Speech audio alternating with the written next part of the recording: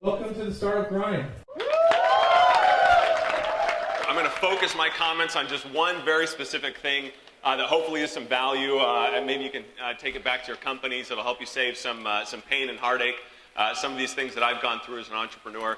As I mentioned, so this is Product Plug. I'm not going to be talking about this product. It's not a pitch. But go download Word Tag. We just launched it in January. It's a great word game. Spend lots of in-game currency and upgrade for $1.99 on multiple devices. We'd really appreciate it. Some of my investors are here. We're just trying to do the best we can. Anyway, what I want to talk today is about product, actually. I've worked at multiple startups since college. I have started my own companies, and I've always been focused on product development, and product design. It's what gets me going. I really like it because it takes some creativity and process to go and solve a human problem. And I think that's relevant, and anybody who works on product, you're my hero. It's a great thing. I have worked on products from, I've led design on a SaaS crime analytics tool that's being used by thousands of police departments. I've worked on design on educational software. I've worked on games, so I've kind of run the gamut. And, but the title of my talk is Wait, Don't Take the Money, or at least until you've got product market fit. The guys who are speaking after me, who I know that's the reason you're still in this room, with Paul Alstrom and Dave McClure, they're great guys. They've got money, and they'll invest, and that's a wonderful thing, but you don't want their money, at least not yet. So that's the premise of my talk today. Product design and product market fit really is the key to fundraising, and it's the key to having an enjoyable experience as an entrepreneur. Something happens when entrepreneurs raise money, and this has happened to me. When that money hits your bank account, the first thing that you do is you start to drink your own Kool-Aid. You start to believe all the things that you told those investors, the vision that you pitched. And the fact of the matter is, for most of you, everything that you're telling these investors, they're just bold-faced lies. You actually don't know what you're talking about. You don't know who your customer is. You don't know if anybody's ever going to buy anything that you do. And if you take the money, you're going to storm down this path to failure. When you take the money, a clock starts ticking. And in the beginning, you think, this is the clock that's ticking down. It's counting down to my ultimate fame and success and wealth, and everyone's going to love me. But about halfway through, you start to realize that clock ticking down is just ticking down to you running out of money. And that creates an enormous amount of pressure, an enormous amount of pain. And so my goal in this talk is to talk about product market fit and the way that you can go through a process to avoid all that pressure and all that pain, and you can have a fun, happy, enjoyable life as an entrepreneur. And hopefully, at the end of the day, end up famous and wealthy and successful and all those wonderful things. So I'm going to use an example of a product that I worked on with a startup that I did in 2006 called ClassTop. By no means is this the best product we ever did, but the process that we went through to develop and design this product, I'm most proud of. It was an amazing process and kind of an amazing story. So I just want to talk everybody through this, and hopefully you can take something from it. Steve Blank talks about getting out of the building. Everybody's heard of Steve Blank, right? He talks about getting out of the building. The book, Nail It, Scale It, talks about involving your customers from concept all the way up and through launch.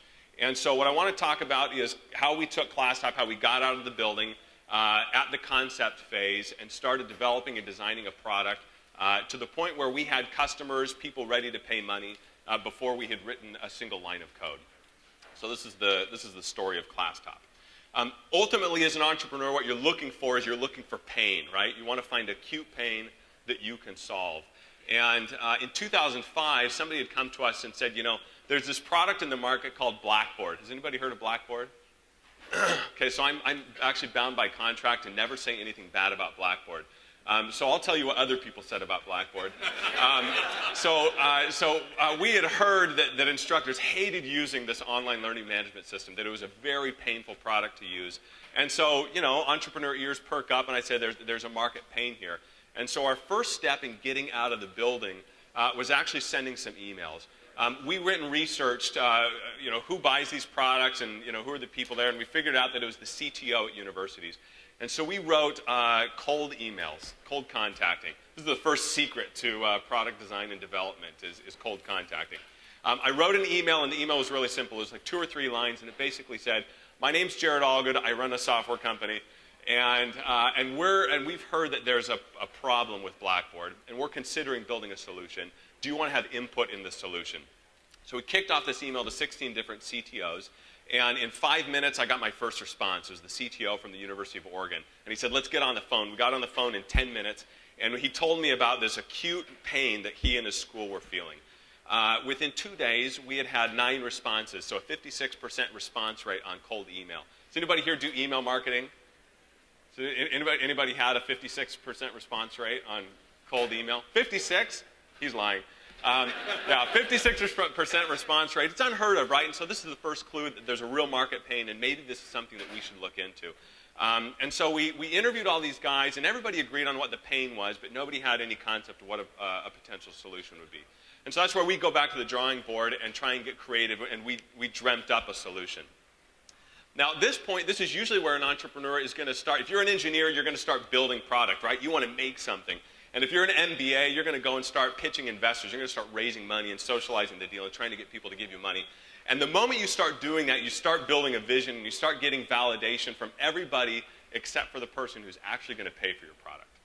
And so the goal of this process is to pause and to say, wait, don't take the money. If you do it now, it's going to skew your perspective. You're going to poison the well, and you're going to screw up your company. So we pulled back and we waited, and we built this fake demo. So we went to India, and we spent $300, and we built this flash demo of totally fake software, right? And we went back to these schools, and we said, look, we've got some ideas. We haven't built a thing. We don't have any product. We're not building a company on this yet. But we want to propose our solution to you, and we want to get your feedback on this proposed solution. And one important thing that we did was we brought together the full customer buying panel. So CTO, he's the economic buyer. He's the guy who's writing the check. Blackboard administrator, he's a technical influencer. He's the guy who's going to decide whether or not this thing actually gets installed at the campus. And then the end user is the instructor. If I had gone to the instructors, they would have told me, we'll spend millions of dollars for any solution. This is wonderful, right? But that's not the guy who's writing the check. And so we got these people together, and we got them in a meeting. We sat down face to face, and we walked through this wonderfully fake flash demo. And we said, if we were to build something, this is maybe what it would look like. And isn't this embarrassing?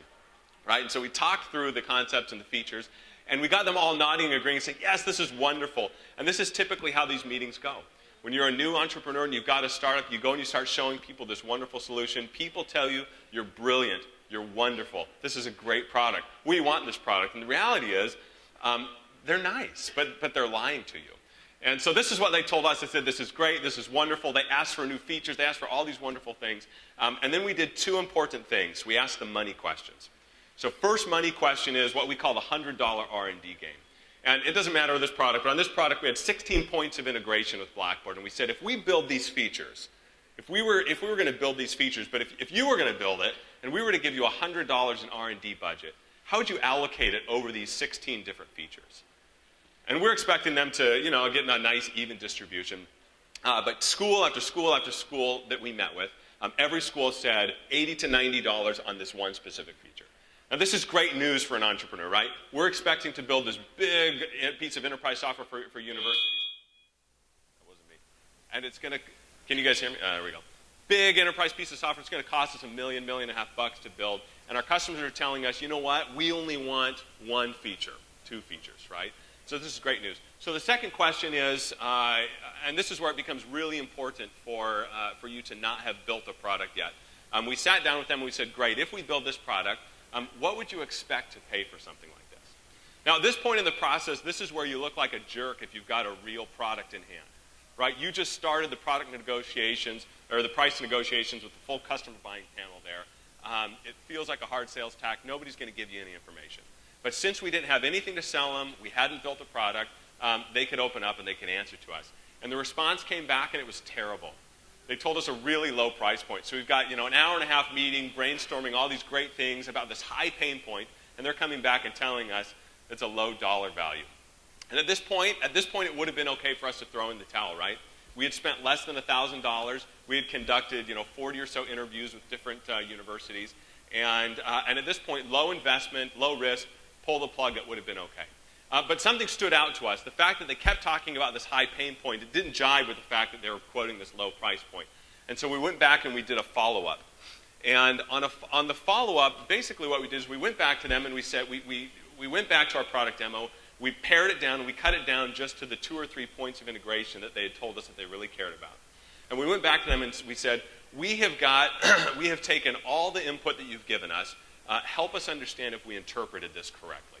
And we walked them through the product demo again, and we got them nodding and saying, yes, this is wonderful, this is great, we really want this.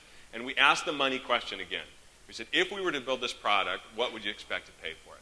And across the board, every university that we spoke to quoted us prices 8 to 10 times what they said in the original meeting. This is a new piece of learning for us. You know, as an entrepreneur, your instinct is to say, I'm going to build more features, more product, and that's going to be more valuable. But actually, by cutting the scope and paring it out, these customers could look at our product and focus solely on the core value proposition, and the perceived value went way up in their minds. So that was the end of it. So at that point, you know, we've spent just a couple $1,000 in research and development, building a fake demo, and we were able to go and raise money, close our seed round, and close our first sales 30 days after our beta. We launched at the Blackboard World Conference. We took pictures here. Those are people wearing our T-shirts. There are hundreds of people there watching us. The Blackboard World Conference only has a few hundred people who come to it. Actually, these pictures are better. This is our booth. Everybody, so this is when you know that you've got market validation. People actually care about what you're doing. This is the booth next to us, and the booth, one on the right and one on the left. The market told us what we should do. We built it for them, and they started paying. So what are the big takeaways, the learnings that we had? One, cold contacting is a great litmus test for pain. If nobody responds, if you think you've identified a market pain and nobody responds, you've got your answer. Pull the plug, focus on something else. You don't have to waste your time. Make sure you involve the entire buying panel. There's nothing worse to have the end user asking for features and you build features that the economic buyer is never going to pay for. So make sure you involve the whole customer buying panel. Consistent interviews, ask the same questions, the same order, draws out trends. One of the things we did was we recorded all of our interviews. We went back to it, and we were able to tease out all the trends after going and reviewing these same interviews, and it reduces the interviewer bias. And then finally, make sure you ask the money questions. So just a few other points. You know you've got product market fit when you've got a violent reaction when you suggest you may not build this product. So that's a good thing. When your customers that you start culling along the way ask if they can work for your company. Or when your customers tell you who your acquirer is going to be and they start offering intros. And ultimately when they ask to give you money for the product. This is what happened to us prior to writing our first line of code with the ClassTop product. So it's a process that works and it helps you win. So in conclusion, don't take the money yet. Avoid the false, don't drink your own Kool-Aid. Avoid the false market validation of funding. The guys who follow me are great. They're great investors. Take their money, but don't do it yet. Customers will eventually lead you to that holy grail of getting product market fit. But the only way to do it is by getting out of the building. You can't do it sitting in front of your computer. You've got to get in front of customers. You've got to get talking to them. And once you've done all this, take every nickel you can get. Thank you very much.